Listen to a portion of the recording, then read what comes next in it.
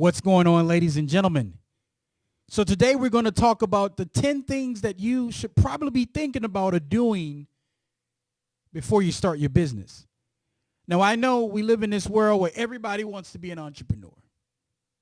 And I believe, and later on you'll find out, that I think that everybody is an entrepreneur, right? We all have. If you have had the idea, you know what would be a great idea? You know, we talk about this at the dinner table, but we never act on it. That's you being an entrepreneur. So I believe that everyone is an entrepreneur. But anyways, let's move on. So number 1 and 2 are kind of related. So before you can be an entrepreneur or before you start the business, you have to determine, is the idea that you're going after, is it going to work? I mean, it's 2016. If you're probably going to go out and try to get Pokemon cards and sell those, you're probably not going to make much money, right? And I remember when I first started in the business, I wanted to convert people. I wanted to bring something to the marketplace, and I wanted them to buy what I had. Like, for instance, that's like me, an example of that would be me selling Bob Marley shirts and going to a country festival, music festival, and say, hey, buy from me. Probably not a great idea. Now, if I had Tim McGraw T-shirts or merchandise or country merchandise or things of that nature, I probably could make a better profit because I'm speaking directly to the graphic. I mean, the demographic. You get what I'm saying? So business is not emotional. It's not about you. Business is all about serving. That's something else you'll find out later in another course I'm having, right? So number 1 basically is, does the idea that you're coming up with, does it suit you, right? And can it make money? Number 3 is, are you doing it because of the money or because you love it? One thing I've learned from the clients that I dealt with in life is that a lot of people like to start off, they'll ask me a question, something like this. Look, man, how can I make $100,000 in 1 year? Tell me what to sell. Doesn't work like that. And I say, before we can even start, you need to change your mindset, because you have the wrong mindset of business. Because what's going to happen is you're going to burn out. Success is not going to come right away. But if you have the mindset that you want the money in 2 weeks, you better go get a job. A business will test you. So keep that in mind. It will test you. So it's not all about making the money right away. You have to have some love for what you're doing. Because if it gets to a point where you're being forced, then you're going to be in the same predicament than you are right now, because some of you right now are in jobs that you don't like. So why get into a business that you don't like? You're going to get burned out. So when the money's not coming in, the love will keep you going. That's one of the Steve Jobs quotes. And he didn't say it quite like that, but that's what he was saying, right? And then, like I said, so basically you can say number 4 is, the business is not going to work in 2 weeks. A business is not something that you just start and automatically people flood towards you. People have to fill out who you are. Now, if you're buying a franchise, that's a whole nother ball game. They know that brand. And you paid all that money to get that brand going. But if you're starting by yourself, you're a restaurant, a mom and pop, you're a online business, people have to establish trust. That takes time, right? Number 5, make sure I'm keeping up here. Number 5 is that when you're marketing, make sure that you're speaking directly to the customer. Just like the example I gave with Bob Marley and at the country music festival. I'm not speaking to my customer.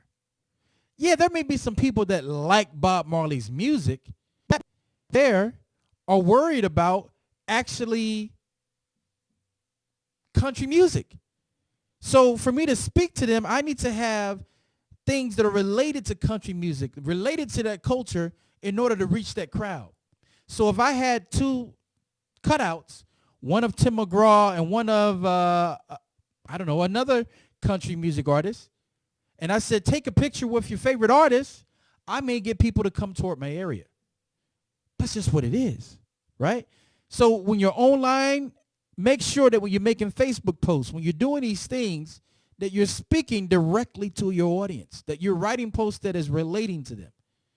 Number 6, I know a lot of people like to go out and say, hey, how can I get funding for my business? You ever watch the Shark Tank? One question they always ask the people in the Shark Tank is this. They say, how much money is your business made? And here's why they want to ask that. They want to answer to that question is because they want to make sure that your idea is actually making money. So if you said, oh, I've already made $150,000 for the year of 2015, great. That's what we want to hear. Now the investors are ready. But the way I started my business and the way you should start your business is with what's in your pocket, your wallet. You know, you can create a lawn service by just taking a lawnmower and knocking on someone's door whose grass is long and say, hey, can I mow your yard for $20? Now you're in business. So you don't need this crazy start, you know, where I need $100,000. People are not going to invest in something that isn't working. And they don't care about you. And it's not that they don't support you. Investing money is about making money. So when you're making $200,000, $300,000 a year and you want to expand, then that's the time to try to get people to come in if you want. But I wouldn't do it if I were you. Number 7. Let me make sure I'm 5, 6. What was it? 1, 2, 3. Number 7. Get an LLC, limited liability corporation, S corp. Get that. Now, you may want to seek advice from a CPA. I'm not a CPA, but I remember when I was starting business, I was a sole proprietor, and I paid so much money in taxes. But 2 things with an LLC. You're protected. If your business is sued for some reason, and things can happen, you are protected personally. They can only sue your business. So it protects you. It's a barrier between you and the business. Because when you're first starting out, you don't want to have something crazy happen and you're getting sued and now you have this big bill and it's taking the taste out of your mouth as far as doing the business. So make sure you're going after an LLC or S corp.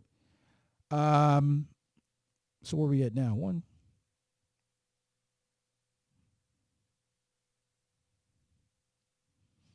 Okay. When you're doing your work in a business, make sure you have a system. McDonald's is a system. Hamburger University, system. Don't just get up and just do guesswork every day and think like, oh, I don't know. What should I do today? And then you just kind of figure it out. Your business is not going to grow. Your business is going to grow when you find that system that works and you just keep going. I can't get my hands right here. And you just keep going forward and forward and forward and forward. You make a mistake, dust yourself off, get back up. That's how your business is going to get great, right? So you have to make sure that you're not doing just useless work. Make sure the work that you're doing and the activities that you're doing is money-making activities. Another thing is, are there any models with the current business that you have? Like, is it working for someone else? Like, if you have a brick and mortar store, which is going with my last topic here. This is going to be combined here. Brick and mortar store, which we'll talk about that. That'll be in my other course. You want to make sure that, how can I put this? You want to, like, if you're in, let's say I'm in South Dakota and someone's in Texas. If your business is in Texas and it's working, go to Texas, drive to Texas, take the owner out to lunch and say, look, man, I'm over here in South Dakota. I want to ask you, is this business working for you? And if so, what's making it work? Because if it just came out of most of the ideas that I've had have came from me traveling and seeing something work somewhere else, and then I take that concept, make it fit my personality, and then I bring it to the marketplace. That's the way you should do it. So if it's online, if it's offline, if it's online, or they blogging, or do they have an email list? Do they use social media? Do they Facebook ads? Just make sure that you're studying what's working from the big people. Don't study from broke people. Study from people that showing you that it's work. And to say that how brick and mortar stores were mixing this, brick and mortar stores to me are dangerous unless you have a franchise. Because basically what you're doing is you're opening a store that's located in a building, and you're sitting at the door and you're waiting for people to come in. You hope that your marketing has worked. You hope that these things are going great for you, and you're waiting. And I was in that place where the business was going great when it was in the beginning. So then I had people to come in and said, hey, do you have anything new? I'm like, nah, not in 2 weeks. I just started. I don't have anything new. And then you don't see them again. And then if you do see them again, do you have anything new? Nope, don't have anything new. So a brick and mortar store is putting a lot of power in the customer's hands to come to your building. And a lot of brick and mortar stores are located where cars are passing by you at 45 miles per hour and they can't even see your sign. Keep that in mind, right? So here is just some things that I want you to look out for before you start a business. Not saying that, oh, hey, it's so scary, because it's not. It's so simple. One thing about things being scary is you should rush toward the action to get that fear before that fear sets in. So I wanted to give you those 10 tips. And I have my course over here where you can get it. More information. We're going to go real in depth of a webinar that I gave that basically was $37 at one time. Now it's $7 for you today. And I get real in depth about business, online, offline, and it's something that you want to put in your brain. $7. That's all I'm asking for, people. Not much money. Invest in yourself. If this is something that you really want to do, learn from people that made mistakes. And trust me, I made a lot. But learn from someone that has did it so you don't have to make those same mistakes and you can just move a lot faster. So with that said, good people, thank you. I hope everything is going great in your life. And I will see you next time.